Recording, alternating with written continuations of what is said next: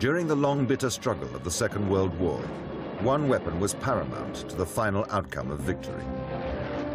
A weapon that was so secret it was almost never spoken of. On land, air, and sea, it was a weapon that spanned the globe. It brought together the world's top scientific and military minds. It brought women for the first time into the front line of battle. It also helped deliver the most destructive force of World War II. Yet this was a weapon that was invisible to the enemy. It was called radar. Every single battle that was fought by Americans, by British troops, radar became a key component. We saw it grow up, and it became our tool to help defeat the enemy. Thank God for radar, United States Navy. Using extraordinary archive film and color reenactments, Battle Stations uncovers the invisible world of radar wars.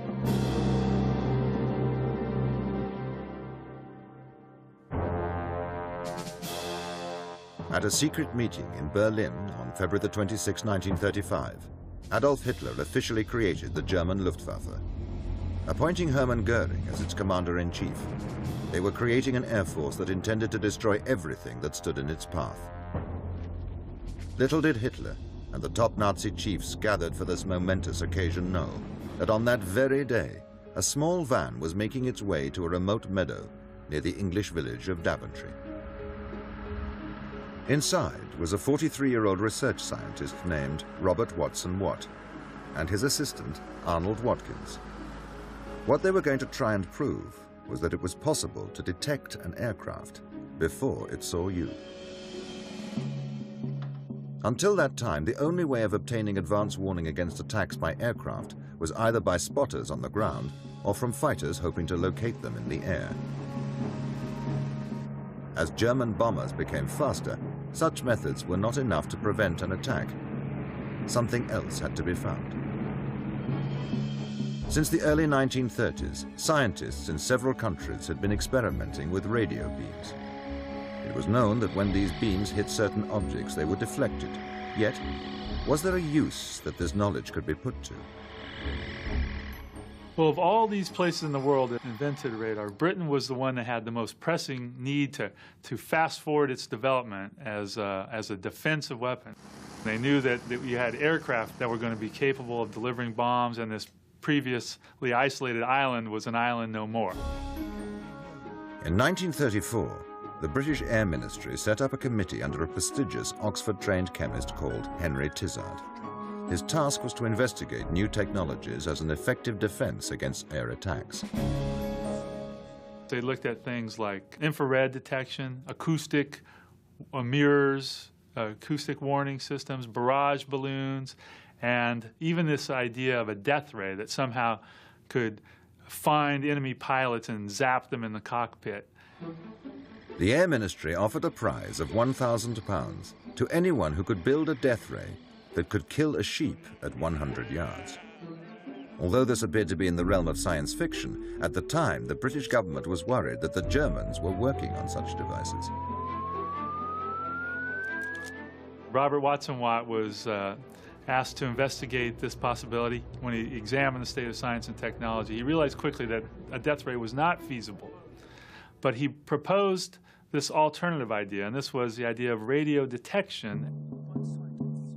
The Tizard Committee were enthusiastic, but before they committed the necessary funds to develop this theory, they needed a successful demonstration. Watson Watt had known that when an aircraft flew over a radio transmitter mast, it caused a fading of the radio signal.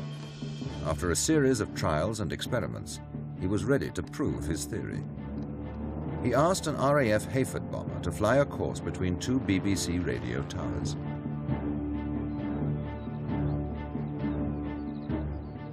Inside the darkened van, they intently watched the screen for some sign of the aircraft.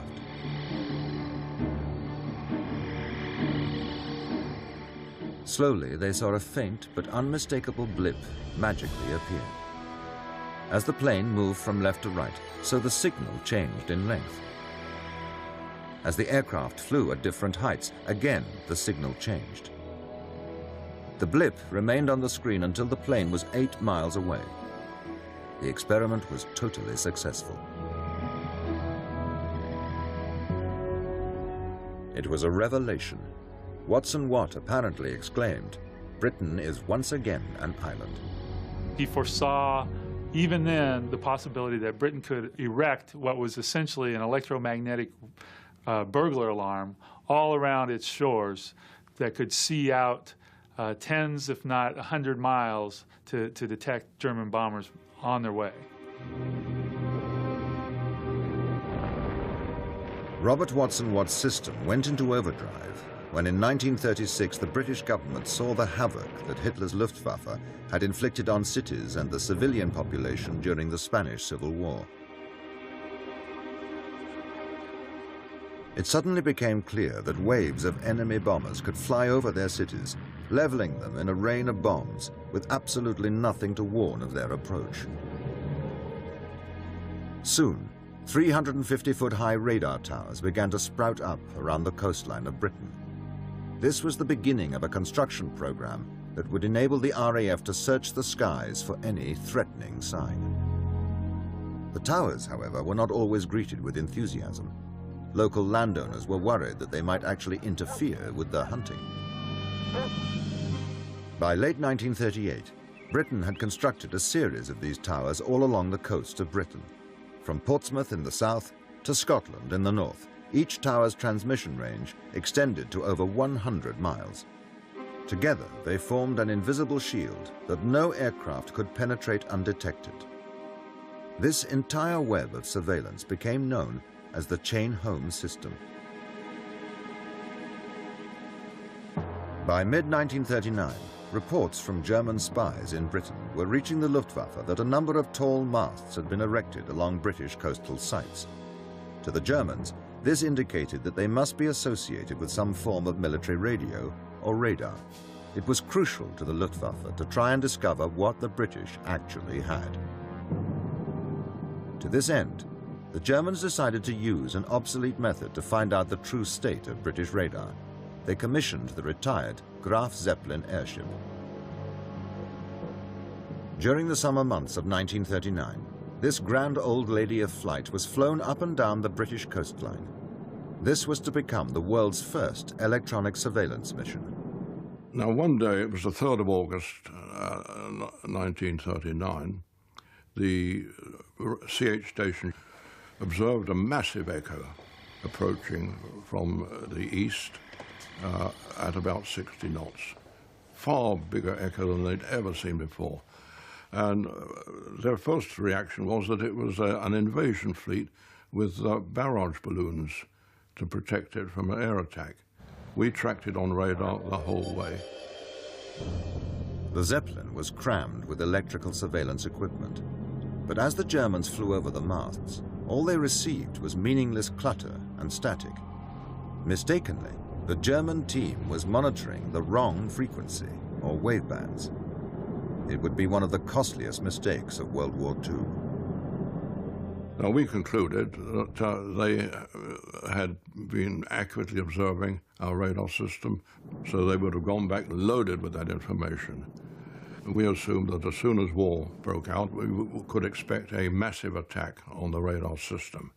For the confused Germans, all that their equipment told them was that the British had no operational radar. They thought the towers might have been some form of civilian aircraft landing system. Hitler and Goering were delighted. They now felt that when the war came, the Battle of Britain was as good as won. Goering was entirely dismissive of what he called these radio installations. You don't fight a war with radio installations, you fight them with bombers.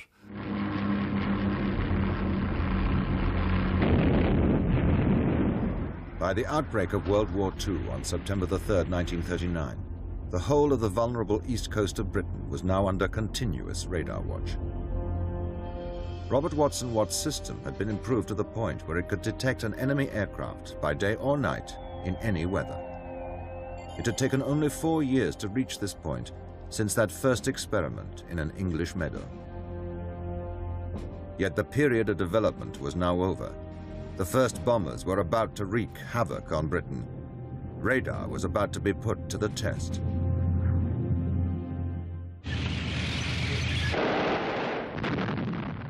With the outbreak of World War II, the world held its breath as Hitler's army swept over Europe. Only the narrow English Channel now stood between Britain and total defeat. Hitler's plan to invade England depended on his Luftwaffe taking control of the skies. Hermann Goering boasted that his Luftwaffe would smash the RAF's fighters within a month. An integral part of Britain's defense plan against such an attack was Robert Watson Watt's ChainHome system. But with nearly every man in Britain involved in essential war work, a way of manning these radar stations had to be found. The solution was simple. They were to be staffed almost exclusively by WAAFs, the Women's Auxiliary Air Force. These women, some as young as 18, were amongst the first frontline women used in war. I was interviewed by a WAAF officer. I'd never seen a WAAF officer in a uniform before because there were not any uniform for us. But of course, she'd bought her own. And I thought, oh, if I wear one like that, it'd be all right. We were all volunteers, I must say. Creme de la creme, of course. We had 2 Canadian girls. There were some very, very nice girls there. Trained in the new use of radar and plotting room procedure, these women would hold the balance of the forthcoming Battle of Britain in their hands. Speed in getting their information to Fighter Command headquarters was paramount. A fighter plane needed 13 minutes to reach its operational height. A German bomber could cross the English Channel in only 5 minutes. This meant that with the 20 minutes warning radar could give, there was almost no room for error. The fighter room commander needed exact information as to height, number, and position of where the bombers would be. He would then decide which squadrons of fighters to scramble to meet the enemy. The gathering of this vital information fell to the women in the radar and filter rooms.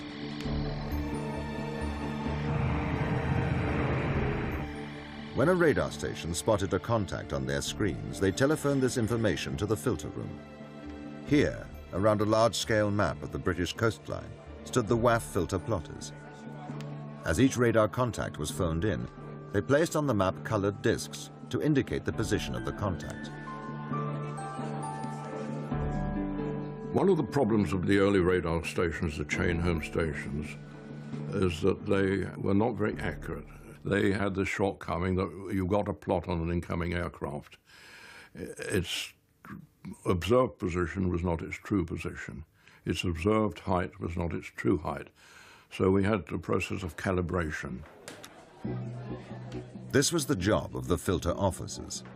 These recently recruited scientists with knowledge of radar would assess the counters on the table and decide whether the information from other stations related to the same aircraft.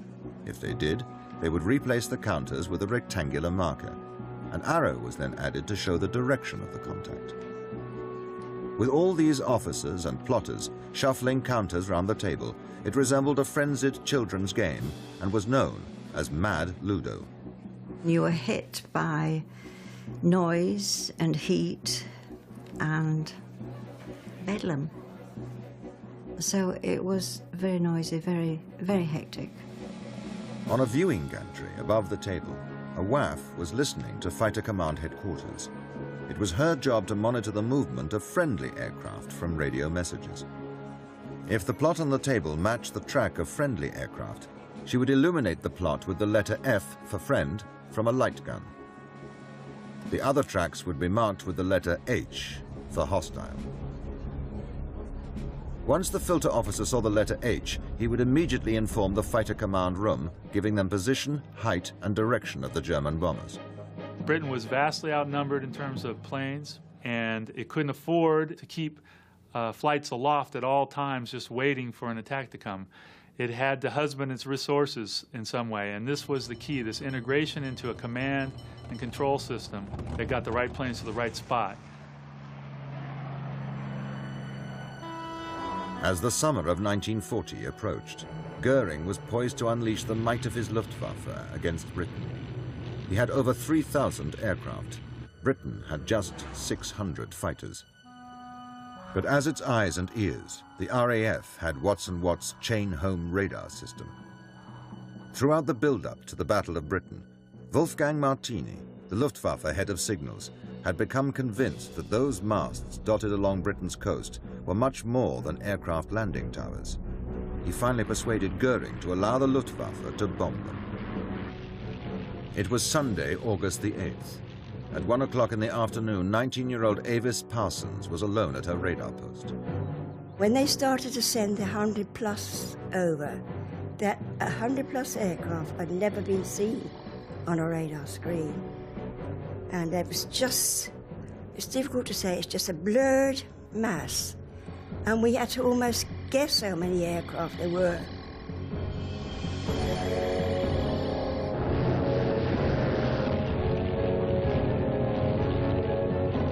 Suddenly, the telephone rang, and it was the sergeant saying, "Duck," which meant take cover. And all I said was, I cannot, I've got too much information coming through. And he just said, "I'll leave it to you."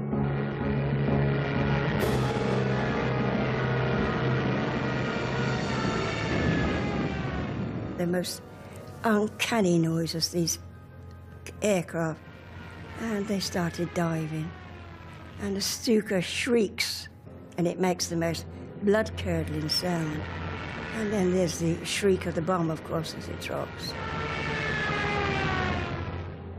Carried on, I don't know quite how long it was at all, until the line went dead.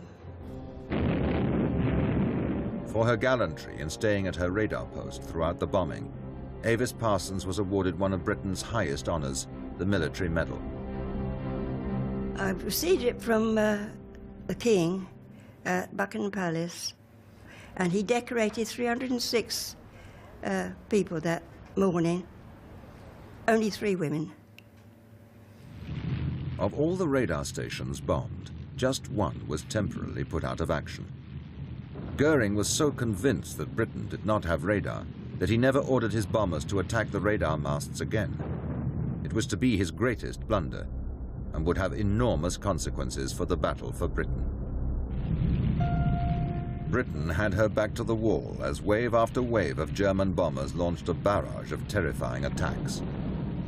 As each flight came across the English Channel, they were plotted by the WAFs of the Royal Air Force. You would be getting more and more coming in. And you'd know, you'd look across to somebody else and they were getting a lot in, and you'd wink, you know, or something. You knew that was something big coming in. You just got on with the job. You just did the job. It was there. You did it. There's no anxiety at all. If you're going to be bombed, well, you were going to be bombed. Sometimes, as they plotted the Luftwaffe, these women knew that the bombers were headed for their hometowns. You thought of houses and roads and people. And if your house had been very badly damaged in bombing, you knew what was coming to somebody. All you could do was pray.